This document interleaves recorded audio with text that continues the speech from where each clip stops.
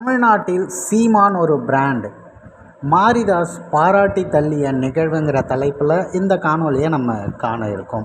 நாம் தமிழர் கட்சியின் தலைமை ஒருங்கிணைப்பாளர் செந்தமிழன் சீமான் அவர்களை பற்றி மாற்று கருத்துடைய, அதாவது பாரதிய ஜனதா கட்சிக்கு தொடர்ச்சியாக ஆதரவு கொடுத்தும் இந்துத்துவத்திற்கு ஆதரவு கொடுத்தும் பேசக்கூடிய ஒரு நபர். என்ன இருந்தாலும் உண்மையை நம்ம ஒப்புக்கொண்டே ஆகணும். அண்ணன் சீமான் அவர்களுடைய வாக்கு வங்கி அப்படிங்கிறது ஒரு தனிப்பட்ட விதமாக இருக்கிறது. அது எல்லாம் அவருக்கு உண்மையாக கிடைத்த வாக்குகள் அப்படிங்கிறத அவர் பதிவு செய்திருக்காருங்க. இன்னும் ஒரு படி மேலே போயிட்டு நாம் தமிழர் கட்சி என்ற கட்சிக்கு விழுந்திருக்க அந்த வாக்குங்கிறது கரும்பு விவசாயி சின்னம் இல்லாமல் விழுந்தது தான் இதற்கு மிக முக்கியமான காரணமாக அனைவராலும் பேசப்படுகிறது.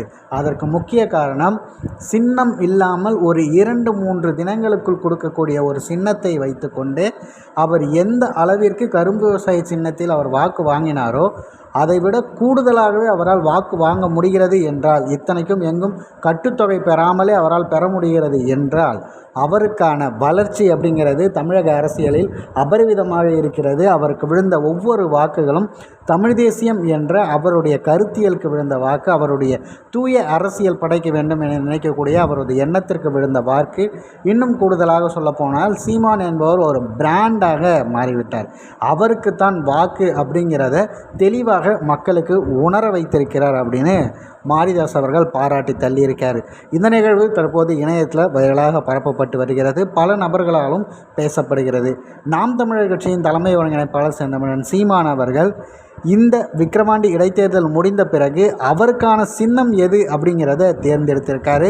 விரைவில் அதற்காக நாங்கள் தேர்தல் ஆணையத்தை அணுகலாம்னு இருக்கோம். இப்போ வரைக்கும் நாம் தமிழர் கட்சியை அங்கீகரிக்கப்பட்ட கட்சியாக மாறினாலும் கூட தேர்தல் ஆணையத்திடமிருந்து அதற்கான ஒரு அஃபிஷியல் விஷயங்கள் இன்னும் வரவே இல்லை அப்படிங்கிறது தான் மிக முக்கியமான விடயமாக பார்க்க வேண்டும். நாம் தமிழர் கட்சியின் வளர்ச்சி என்பது 13 ஆண்டுகளில் முதல் படி எடுத்து வைத்திருக்கிறார்கள். இனி வரும் காலங்களில் வெற்றியை நோக்கி அவர்களது பயணம் இருக்கும் அப்படிங்கிறதுல எந்தவித மாற்று கருத்தும் கிடையாது.